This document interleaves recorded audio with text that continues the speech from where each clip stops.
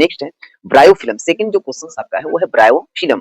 Bryophyllum का spelling है BRBRYO है ना PH। ब्रायोफिलम आप देख ही रहे होंगे BRY है ना PHYLLUM ब्रायोफिलम। तो ब्रायोफिलम में है ना, ब्रायोफिलम में वर्धी प्रजनन किससे होता है? तो ब्रायोफिलम में वर्धी प्रजनन माने बाहरी प्रजनन होता है इसकी पत्तियों से। क्या होता है बाबू? पत्तियों से होता है, पत्तियों से होता है, पत्तियों से होता है। ब्रायोफिलम में वर्धी प्रजनन किससे होता है? तो ब्रायोफिलम से होता है। हाँ, याद रखना है कि ब्रायोफिलम में वर्धी प्रजनन मतलब प्रजनन की क्रिया पत्तियों से होती है, ये आपको ध्यान में रखना। पढ़ना है क्या? ब्रायोफिलम। नेक्स्ट है जीवाणुओं में कायिक प्रजनन किससे होता है ना? जीवाणुओं में कायिक प्रजनन किस विधि के द्वारा होता है? जीवाणुओं में, जिसको हम लोग कहते हैं बैक्टीरिया है ना, बैक्टीरिया बोलते हैं। तो बैक्टीरिया में जो होती है वो प्रजनन है ना, प्रजनन किस विधि के द्वारा होता है? तो आपको याद रहना चाहिए कि बैक्टीरिया में मतलब जीवाणु में जो जनन की क्रिया होती है वो आपका आंसर है द्विविखंडन के द्वारा। किसके द्वारा होता है? द्विविखंडन के द्वारा होता है। किसके द्वारा होता है? द्विविखंडन के द्वारा जो होती है वो जीवाणुओं में प्रजनन की क्रिया होती है। द्विविखंडन का मतलब होता है कि जनन की वैसी विधि जिस विधि के तहत कोई भी जीव विखंडित होकर मतलब टूटकर दो नए संततियों को जन्म देता है, तो हम लोग इसको कहते हैं विखंडन। नेक्स्ट है परागकणों का निर्माण कहाँ से होता है? परागकण मतलब परागकण है क्या? परागकण जो होता है, परागकण जिसको पोलन ग्रेन कहते हैं, परागकण जो होता है इसकी उत्पत्ति परागकोश से होती है। किससे होता है? परागकोश से होती है। मैंने परागकण का निर्माण परागकोश से होता है, परागकोश से होता है। इसके ऊपर दो परत होते हैं, बाहरी परत को बाह्यचोल और आंतरिक परत को अंतःचोल कहते हैं, है ना। बाहरी परत जो होता है स्पोरोपोलेलिन का बना होता है ना। परागकण के ऊपर कितने परत होते हैं? परागकण के ऊपर दो परत होते हैं। कितने परत होते हैं? दो परत होता है। पहली परत जो होती है उसको हम लोग बाह्यचोल कहते हैं। क्या कहते हैं? बाह्यचोल कहा जाता है। और आंतरिक परत को अंतस्य चोल कहते हैं, है ना, अंतस्य चोल कहते हैं। बाह्यचोल जो होता है स्पोरोपोलेलिन का बना होता है, स्पोरोपोलेलिन का बना होता है। जबकि अंतस्य चोल जो होता है वो सेल्यूलोज का बना होता है ना, सेल्यूलोज का बना होता है। और ये काफी स्ट्रांग होती है, काफी स्ट्रांग होती है। और यही परागकण से नए पौधों का विकास होता है। ठीक है, पराग इसको रखने के लिए हम लोग तरल नाइट्रोजन है ना, तरल नाइट्रोजन में रखते हैं, तरल नाइट्रोजन में रखते हैं, जिसकी टेम्परेचर होता है -270 डिग्री सेल्सियस होती है। ठीक है, इतना में हम लोग रखते हैं, कोई दिक्कत नहीं होना चाहिए। हाँ, परागकण में जो विटामिन होता है वो विटामिन डी होती है। परागकण में कौन सा विटामिन होता है? विटामिन डी होती है, ध्यान में रखिएगा। ठीक है, नेक्स्ट कहता है कि मनुष्य के स्पर्म में है ना, मनुष्य के स्पर्म में क्रोमोसोम की संख्या कितनी होती है? 5 नंबर क्वेश्चन है कि मनुष्य के स्पर्म में, स्पर्म का मतलब होता है शुक्राणु, मनुष्य के स्पर्म में क्रोमोसोम की संख्या कितनी होती है? बताओ, स्पर्म किसमें होता है भाई? तो स्पर्म जो होता है वनली फॉर पुरुष में होता है। किसमें होता है? पुरुष में होता है। और यहाँ पूछ रहा है कि मनुष्य के स्पर्म में मतलब सिर्फ पुरुष में, तो मनुष्य के स्पर्म में क्रोमोसोम की संख्या है वो है 23। क्यों? क्योंकि स्पर्म यहाँ पर युग्मक के रूप में है। किसके रूप में है? युग्मक के रूप में। और युग्मक जो होता है एकगुणित होती है, इसलिए n बराबर हम लोग सूचित करते हैं कितना? 23। n बराबर कितना होता है? 23 होता है मेरे दोस्त। ठीक है, मनुष्य के स्पर्म में क्रोमोसोम की संख्या कितनी होती है? तो 23 होता है। नेक्स्ट है छठा क्वेश्चन, जब केवल अकेला ही जीव संतान को उत्पन्न करता है तो इस विधि को हम लोग क्या कहते हैं? मतलब जनन की वैसी विधि जिस विधि के तहत, जिस विधि के अंतर्गत सिर्फ और सिर्फ एक ही जनक भाग लेते हैं, मतलब सिर्फ और सिर्फ एक ही जीव अपने बच्चों को जन्म देते हैं, तो इसको अलैंगिक जनन कहते हैं ना। जनन की वैसी विधि जिसमें एक ही जनक भाग लेता है उसको अलैंगिक जनन कहते हैं। ठीक है, नेक्स्ट है कौन सा ऐसा पौधा है जो ठहरे हुए पानी में उड़कर ऑक्सीजन को क्या कर लेता है? खींच लेता है। मतलब उसका आंसर है जलकुंभी। क्या है बाबू? जलकुंभी होता है ना, जलकुंभी होता है। जलकुंभी ही एक ऐसा पौधा है ना, विदेशी पौधा है। इसको हम लोग देशज नहीं कहेंगे, ये विदेशज है। विदेश से मतलब बंगाल की खाड़ी से आया है ना। इसको कहते हैं कि यही एक जलकुंभी ऐसा पौधा है जो जल में उड़कर ऑक्सीजन को क्या कर लेता है? खींच लेता है। मतलब जल में घुलित ऑक्सीजन को खींच लेता है, जिसके कारण जलीय जीवों के ऊपर महाविपत्ति आ जाती है, संकट आ जाता है। इसीलिए हम लोग इसको कहते हैं जलीय जीवों का महाविपत्ति के नाम से भी जानते हैं, महाआफत के नाम से भी जानते हैं। ठीक है, जलकुंभी जो होता है मतलब एक जलकुंभी 8 महीने में, 8 माह में लगभग 65,000 नए पौधों को जन्म देता है। ये ऑब्जेक्टिव आपसे पूछता है कि कौन सा ऐसा पौधा है जो 8 महीने में लगभग 65,000 नए पौधों को जन्म देता है। इसमें जो होती है वो नए पौधों को जन्म जो देता है उसका नाम है कायिक प्रवर्धन की विधि द्वारा, है ना। कायिक प्रवर्धन मतलब ये जड़ के मैंने भू स्तर जड़ से ये जो है विकास करता है नए पौधों को, अपनी जड़ से ही नए पौधा का इसका विकास होता है। ठीक है, इसको इसको बंगाल का आतंकवादी भी कहते हैं, टेररिस्ट ऑफ बंगाल, मतलब बंगाल का आतंक किसे कहते हैं, आतंकवादी किसे कहा जाता है, तो बंगाल का आतंकवादी होता है जिसका नाम होता है जलकुंभी। हाँ, जलकुंभी को बंगाल का आतंकवादी के नाम से भी जानते हैं। नेक्स्ट क्वेश्चन कहता है, देखिए वो जस्ट पूछ ही रहा है 8वां क्वेश्चन, कहता है कि जब निषेचन की क्रिया शरीर के बाहर होती है तो इसे क्या कहते हैं, याद रखिएगा सब में। देखिए कहने का मतलब है कि निषेचन जो होती है, देख भाई मतलब समझ लो सब, निषेचन होता है क्या है, निषेचन जिसको इंग्लिश में हम लोग फर्टिलाइजेशन कहते हैं, क्या कहते हैं, फर्टिलाइजेशन। कहता है कि नर युग्म का शुक्राणु, नर युग्म का शुक्राणु और मादा युग्म का अंडाणु, नर युग्म का शुक्राणु और मादा युग्म का अंडाणु जब आपस में करता है संगलन या संलयन करता है तब हम लोग इसको कहते हैं निषेचन। निषेचन जो होता है दो प्रकार का होता है, कितने प्रकार का, दो प्रकार का, एक होता है अंतः निषेचन और दूसरा होता है बाह्य निषेचन। जब निषेचन की क्रिया शरीर के अंदर होता है तब हम लोग इसको कहते हैं अंतः निषेचन, और जब निषेचन की क्रिया शरीर के बाहर होता है तब हम लोग इसको कहते हैं बाह्य निषेचन। अंतः निषेचन जितना भी सजीव प्रजक प्राणी है, तो सजीव प्रजक प्राणी में अंतः निषेचन होता है, और अंड प्रजक प्राणी में निषेचन की क्रिया कौन होता है, तो बाह्य निषेचन की क्रिया होती है। ठीक है, बाह्य निषेचन की क्रिया होती है।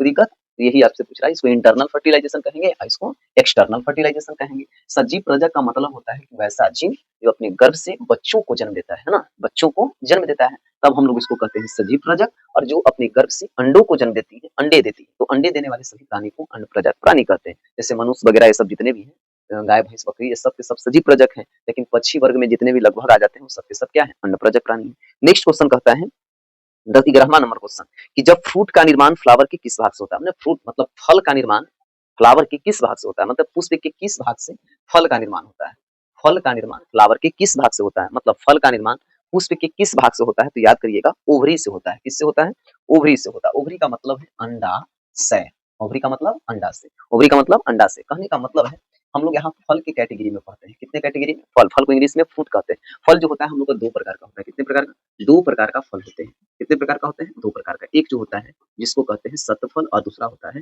असत्य फल। जिस फल का निर्माण सिर्फ और सिर्फ अंडाशय से होता है ना, जिस फल का निर्माण सिर्फ और सिर्फ अंडाशय से होता है उसको हम लोग सत्य फल कहते हैं, और जिस फल का निर्माण अंडाशय के साथ साथ पुष्प के अन्य भाग से भी होता है तो उसको हम लोग कहते हैं असत्य फल। मतलब सत्य फल दो प्रकार का, एक सत्य फल हो गया और एक असत्य फल हो गया। मतलब फल दो प्रकार का, एक हो गया सत्य फल और दूसरा हो गया असत्य फल। क्लियर हो गया। नेक्स्ट है सीड का निर्माण किससे होता है, सीड का मतलब बीज होता है, सीड का मतलब बीज होता है। कहता है कि बीज का निर्माण किससे होता है, ओव्यूल से होता है, माने अंड से होते हैं। किससे होते हैं, अंड से होता है, अंड से होता है। नेक्स्ट है जाइगोट से एम्ब्रायो बनने की क्रिया को क्या कहते हैं, एम्ब्रायोजेनेसिस कहा जाता है। कहने का मतलब याद कीजिएगा कि है ना, इसको याद करना है सभी लोग को कि चलिए हटा दो इसको। चलो नेक्स्ट देख लो, कहता है ना कि जाइगोट से एम्ब्रायो, जाइगोट से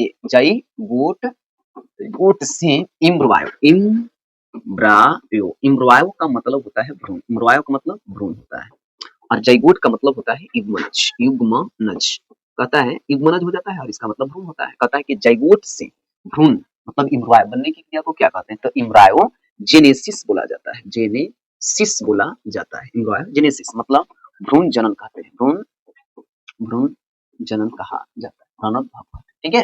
नेक्स्ट है जीवों में पाई जाने वाली ऐसी क्षमता जिसके द्वारा कोई भी जीव जो है नए जीवों को जन्म देती है। तो आपको हम शुरू में बताए हैं कि जनन एक वैसी विधि है जिसके तहत कोई भी जीव अपने नए बच्चों को जन्म देते हैं, नए संतानों को जन्म देते हैं, तब हम लोग इसको कहते हैं जनन। जनन जो होता है दो प्रकार का होता है, एक होता है जिसको हम लोग कहते हैं लैंगिक जनन, और दूसरा का नाम होता है जिसको कहते हैं अलैंगिक जनन कहते हैं। जनन की वैसी विधि जिसके अंतर्गत दो जनक भाग लेते हैं तो लैंगिक, और जिसके अंतर्गत एक ही जीव भाग लेते हैं उसको अलैंगिक जनन कहते हैं। ठीक है। नेक्स्ट कहता है रिप्रोडक्शन कहते हैं, मतलब उसी हिंदी में कौन सा ऐसा प्लांट है जो 12 वर्ष में सिर्फ एक बार फ्लावर उत्पन्न करता है। कौन सा ऐसा प्लांट है, कौन सा ऐसा फ्लावर्स है जिसके जो है 12 वर्ष में सिर्फ एक ही बार पुष्प उत्पन्न करते हैं, उसका नाम है नीला कुरेंजी। नीला कुरेंजी जो है 12 वर्ष में, है ना, नीला कुरेंजी नीला कुरेंजी जो है 12 वर्ष में सिर्फ एक ही बार पुष्प खिलाते हैं, है ना, पुष्प या फल देते हैं। नेक्स्ट है मनुष्य के गैमीट में क्रोमोसोम की संख्या कितनी होती है। जस्ट मैंने आपको बताया है कि मनुष्य के गैमीट मतलब युग्मक, मनुष्य के गैमिट का मतलब युग्मक, और युग्मक जो होता है निषेचन, पहले की बात होती है। युग्मक जो होता है उसको एन से सूचित करते हैं, इसलिए मनुष्य के गैमिट में क्रोमोसोम की संख्या 23 होता है। कितना होता है? 23। नेक्स्ट कहता है कि मक्का में माने मक्का में क्रोमोसोम की संख्या कितना होता है? मक्का का मतलब होता है मकई, हम लोग मकई बोलते हैं ना। मक्का में क्रोमोसोम की संख्या कितनी होती है? तो याद रखना चाहिए। तो मक्का में जो क्रोमोसोम की संख्या होती है वो है 20। कितना होता है? 20 होता है। नेक्स्ट, किसी भी जीव के जन्म से लेकर उसकी प्राकृतिक मृत्यु तक की अवधि को क्या कहा जाता है? तो आपको पता है कि जिसको हम लोग जीवन काल जीवन काल या जीवन वक्त वक्त या इसको जीवन जीवन अवधि कहते हैं, अवधि कहा जाता है। किसी भी जीव को प्राकृतिक जन्म से लेकर प्राकृतिक मृत्यु तक की अवधि को जीवन काल कहते हैं, जीवन अवधि कहते हैं, जीवन वक्त कहा जाता है, जो अलग अलग होते हैं। जैसे कुत्ता का संभावित जीवन काल माना गया है 20 वर्ष, तोता का जो संभावित जीवन काल है वो माना गया है 140 वर्ष, जो अफ्रीका में पाया जाता है। ठीक है, संभावित जीवन काल। मनुष्य का है जो कोई लिमिट्स नहीं है। रहते, और आपको कौवा की अगर बात किया जाए तो उसको भी 20 वर्ष माना जाता है ना। हाथी का माना जाता है जिससे 60 वर्ष मानी जाती है। तो इसका जो होता है जीवन काल इस प्रकार से संभव होती है, जो आपको लिस्ट में मिल जाएंगे। देखिए, हाइड्रा में अलैंगिक जनन किसके द्वारा होता है? हाइड्रा में अलैंगिक जनन किसके द्वारा होता है ना? हाइड्रा में अलैंगिक जनन किसके द्वारा होता है ना? हाइड्रा में अलैंगिक जनन किसके द्वारा होता है? हाइड्रा में हाइड्रा में हाइड्रा में अलैंगिक जनन किसके द्वारा होता है? तो आपको याद होना चाहिए कि हाइड्रा में जो अलैंगिक जनन होता है वो ब्रीडिंग के द्वारा होता है। ब्रीडिंग का मतलब होता है मुकुलन, ब्रीडिंग का मतलब मुकुलन। हाइड्रा में मुकुलन विधि द्वारा नई संततियों को क्या होती है? जन्म होता है। ब्रीडिंग के द्वारा मतलब मुकुलन के द्वारा। चलिए, लगभग 19 को मैंने आपको बताया है। उसके बाद 20 नंबर क्वेश्चन कहता है कि रेप्टाइलिस मतलब जो रेंग कर चलता है, वर्ड्स मतलब पक्षी, और मैमल्स मतलब जीव में किस प्रकार का फर्टिलाइजेशन होता है? तो आपको याद होना चाहिए कि सभी में इंटरनल फर्टिलाइजेशन होता है, मतलब अंतः निषेचन होता है। क्या होते हैं? अंतः निषेचन होते हैं। वैसे प्लांट जिनके जीवन काल में केवल एक ही बार फ्लावर उत्पन्न करते हैं, पुष्प या फ्लावर उत्पन्न करते हैं। कहने का मतलब है वैसा पेड़ पौधा जो अपने पूरे जीवन काल में सिर्फ और सिर्फ एक ही बार पुष्प या फ्लावर उत्पन्न करता है, पुष्प या फल उत्पन्न करता है, पुष्प या फल उत्पन्न करता है, उन सभी पुष्पियों को मोनोकार्पिक पौधा कहा जाता है। क्या कहते हैं? मोनोकार्पिक पौधा कहा जाता है। वैसा पेड़ पौधा जो अपने पूरे जीवन काल में, है ना, वैसे पेड़ पौधा का समूह जो पूरे जीवन काल में सिर्फ एक ही बार पुष्प या फ्लावर उत्पन्न करता है, तो सभी पौधों के सामूहिक रूप से हम लोग मोनोकार्पिक पौधा कहते हैं। और वैसा पेड़ पौधा जो हर एक वर्ष एक निश्चित समय के अंतराल, है ना, हर एक वर्ष एक निश्चित समय के अंतराल अपना पुष्प या फ्लावर उत्पन्न करते हैं, तो उसको हम लोग कहते हैं पोलीकार्पिक पौधा। पोलीकार्पिक पौधा कहा जाता है। क्या कहते हैं? पोलोकार्पिक पौधा कहा जाता है। पोलीकार्पिक पौधा कहा जाता है। जैसे आम हो गया, अमरूद हो गया, जो एक निश्चित समय के अंतराल जो होते हैं अपना पुष्प पैदा करता है। पपीता हो गया, ये सब सारी चीजें। मोनोकार्पिक हो गया जो हम पूरे जीवन काल में एक ही बार, जैसे बांस हो गया, नीला कुरेंची हो गया, ये सब जो है नील वगैरह है, उसको हम लोग मोनोकार्पिक पौधा कहते हैं। नेक्स्ट है, जलीय जीव जैसे एल्गी, फिश, इटिस में किस प्रकार का फर्टिलाइजेशन होता है? मतलब एल्गी, है ना, कवक, फिश मतलब मछली, इटिस में किस प्रकार का फर्टिलाइजेशन होता है? तो आपको याद रखना चाहिए कि सारे के सारे जो चीजें हैं वो अंड प्रजक प्राणी है, और अंड प्रजक प्राणी है, समझ गए, अंड प्रजक प्राणी है, तो इसलिए अंड प्रजक प्राणी, इसका मतलब है कि एक्सटर्नल फर्टिलाइजेशन होगा, मतलब बाह्य निषेचन होता है ना। नेक्स्ट कहता है कि पेनिसिलियम नामक कवक में अलैंगिक प्रजनन किस संरचना के द्वारा होता है? तो याद रखना चाहिए कोनिडिया के द्वारा होता है। किसके द्वारा होता है? कोनिडिया के द्वारा, पेनिसिलियम में, है ना, पेनिसिलियम में कोनिडिया के द्वारा नई संततियों का क्या होता है? उत्पत्ति होती है। नेक्स्ट है, गैमीट के निर्माण होने की क्रिया को क्या कहा जाता है? माने युग्मक बनने की क्रिया को क्या कहते हैं? युग्मक जनन कहलाता है। क्या बोलते हैं? युग्मक जनन मतलब गैमीटोजेनेसिस कहलाता है। ठीक है, इसको हम लोग कहते हैं गैमीटोजेनेसिस। लिख लीजिएगा, गैमी, है ना, टो जेनेसिस कहा जाता है। जेनेसिस कहते हैं,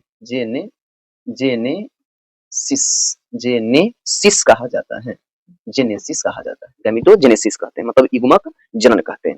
नेक्स्ट है, वैसे फ्लावर जिसमें एंड्रोसियम तथा गैनोसियम दोनों मौजूद होते हैं, मतलब, है ना, स्त्री केसर और पुंकेसर दोनों उपस्थित होते हैं, उसे हम लोग कहते हैं बाइसेक्सुअल फ्लावर, मतलब द्विलिंगी पुष्प कहते हैं, बाइसेक्सुअल।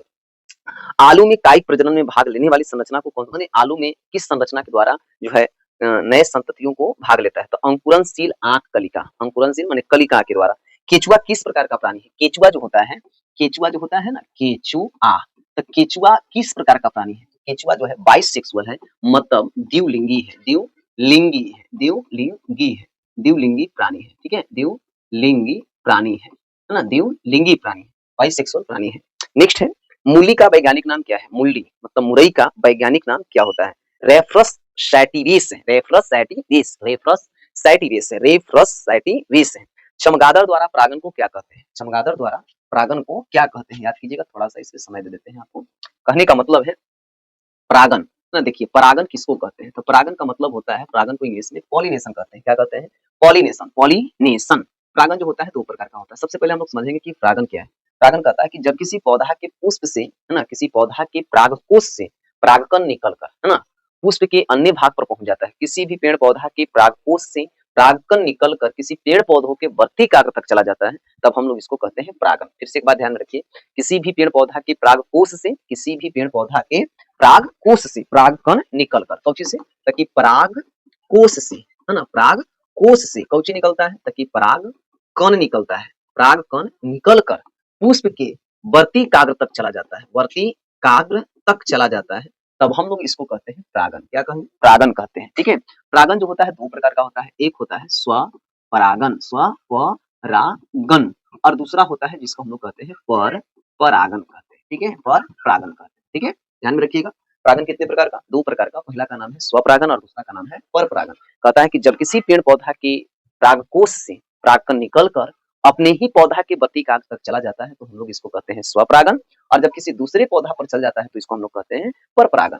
पर परागन जो होता है वो दो प्रकार का होता है। एक होता है स्वजातीय, स्वजातीय परागन कहते हैं, और दूसरा जो होता है विषम जातीय, विषम जातीय परागन कहा जाता है। क्या कहते हैं? स्वजातीय और दूसरा विषम जातीय। स्वजात का मतलब होता है, स्वजात का मतलब होता है कि जब किसी पौधा के परागकोश से परागकण निकलकर अपने ही जाति के किसी दूसरे पौधों पर चला गया है, तो हम लोग इसको कहते हैं स्वजातीय। और कहीं अगर किसी पेड़ पौधा के परागकोश से परागकण निकलकर किसी दूसरे जाति के पेड़ पौधों के वर्तिकाग्र तक जाता है, तब हम लोग इसको कहते हैं विषम जातीय पर परागन। जैसे कहने का मतलब है कि आम के परागकोश से निकल करके अमरूद पर चला गया, तो हम लोग इसको कहते हैं विषम जातीय। और आम पर से ही निकलकर और आम के ही अपने ही प्रजाति के पौधा पर चला गया है, तो ये लगभग आपको स्वजातीय पर परागन कहलाता है।